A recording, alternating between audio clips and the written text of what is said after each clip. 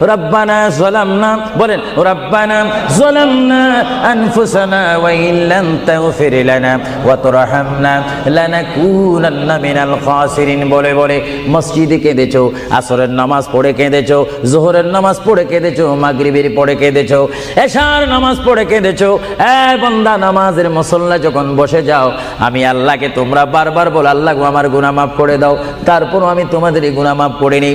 তারপরও তোমরা নিশি রাত্রে মানুষ যখন ঘুমে যায়, তোমার বিবি যখন ঘুম যায়, তোমার ছেলে যখন ঘুম যায়, তুমি নিশি রাত্রে ঠান্ডা পানি দিয়ে ওযু বানিয়ে নামাজের মুসল্লায় বসে তুমি আবার যখন ডাক দাও, রব্বুল আলামিন, পৃথিবীর কোনো মানুষ আমার গুনাহ সম্পর্কে জানে না, তুমি আমার গুনাহ সম্পর্কে জানো।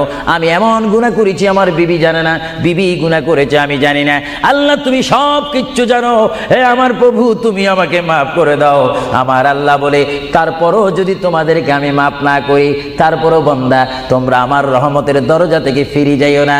আমি তোমাদেরকে হুকুম দিচ্ছি, ওয়ালাউ আন্নাহুম ইয যালামু আনফুসাহুম জাউকা, বান্দারে যদি গুনাহ করে ফেলো, আমার রহমত থেকে মুখ ফিরে তুমি চলে যাইও না। বান্দা, আকাশ পরিমাণ যদি গুনাহ করো, পাতাল পরিমাণ যদি গুনাহ করো, সাগরের পানি পরিমাণ যদি গুনাহ করো, পাহাড় তুলনায় যদি তুমি গুনাহ করো, আমার দরবার থেকে তুমি নিরাশ হইও না। বান্দা, আমি তোমাকে একটি রাস্তা বাতাই দিচ্ছি, একটি পথ তোমাকে আমি দেখাই দিচ্ছি। সেই পথটি কোন পথ তোমরা জানো? ওয়ালাউ আন্নাহুম ইয যালামু আনফুসাহুম জাউকা, বান্দারে যখন তোমরা বরবাদ হয়ে যাবে, তখন তোমাদেরকে একটা পথ আমি তোমাদেরকে দেখাই দিলাম।